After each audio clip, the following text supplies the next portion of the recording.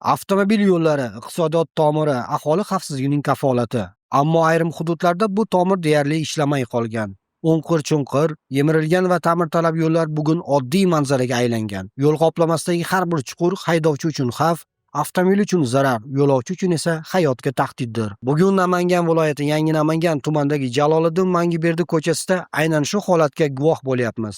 Savol tug'iladi. Nega ta'mirlangan deb hisobot berilgan yo'llar qisqa vaqt ichida yana shu ahvolga tushib qolyapti?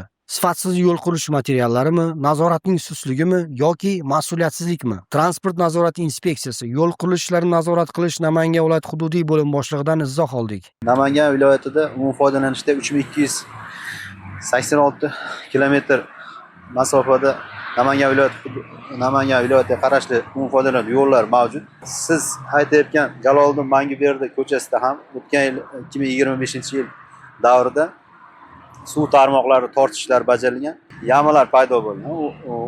U yamalar o'sha suv tarmoqlari chiqib ketib yo'lda cho'kishlar hosil bo'lgan.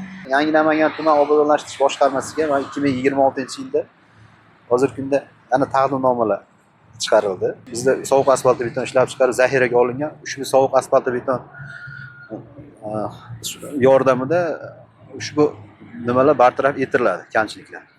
Taqdimnoma chiqarilgandan keyin qancha muddat ichida bu bartaraf etishni ko'rish kerak? Muddati bormi ijrosi? Muddati bor. Ishni nimasiga qarab turib muddat qo'yamiz. Muddati shu 15 kun muddatda uni ijrosi yuzasidan bizga ma'lumot berishadi.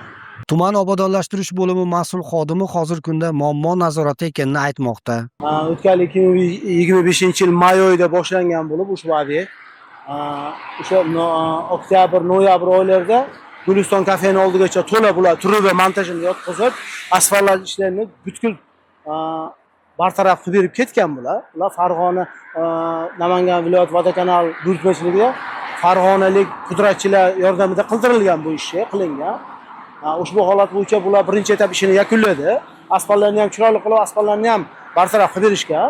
Lekin haligi suv toshqini tufayli haligi ko'rilgan joylarda juda nosozlik joylar paydo bo'lib qoldi. Uni tez kunlarda rahbariyatlar bilan gaplashdik. Tez kunlarda mana shu 10 kun 15 kun ichida bartaraf qilib berishni va'da qilishdi. Lekin ogohlantirish xatlarini berganmiz. Viloyat vodokanal tarmoq tashkilotiga berganmiz. Ularning ham hammalarining xabarlari bor. Xudo xolasa, mana shu 5 kun 10 kun ichida to'liq bartaraf qilib berishdi deb va'da qilishdi. Ammo aholi uchun nazorat emas, natija muhim. Chunki har kuni shu yo'llardan bolalar maktabga, bemorlar shifoxonaga harakatlanmoqda. Holat yuzasidan quruvchi tashkilot xodimiga yuzlandik. Suv uchun truba yotqizganmiz. Tarmoq 500 lik 2 kilometr 100 metr. Shuni yotqizib bo'lgandan keyin ana aprisovka hamma yo'g'ini qilib asfaltini ham bosdik. Endi kamchiliklari bor. Cho'kib ketgan joylari bor ekan. Hozirgi momentda ikki tomonimizda ulash joylari qoldi xolos. Hozir narigi Guliston ko'chasini kesib o'tyapmiz. Kechasi Sham bozorida kesib o'tiladi. Tushunarli, tarmoq tortish jarayoni hosil bo'lgan o'sha avtomobil yo'llarida nosozliklarni uzoq bilan necha kunda bartaraf qilasizlar? Uzog'i bilan 10 kun 15 kun asosiy o'tishga tushsa-yak olib beramiz, asfaltlab beramiz. Hozir shag'al tashab qo'ysak, yayvoryapti. Mana shu yerlar tashlaganmiz, yayvoryapti. Ya mana bu nimada bor? Shamshibekka chiqib ketadigan yo'lda bor. O'sha yerda qilib beramiz. Asosiy bu yerda bugun ham qilamiz, qoldiramiz o'yda. Kamchiligimiz bor. Baland turibdi-da. Ha, bugun ham qilib qo'yamiz. Hozir bolalar bo'sh, Samsungimiz bor. Kechki holatga qilib qo'yamiz. Nosoz yo'llar bu shunchaki infratuzilma muammosi emas, bu jamiyat oldidagi javobgarlik, inson hayoti bilan bog'liq masaladir.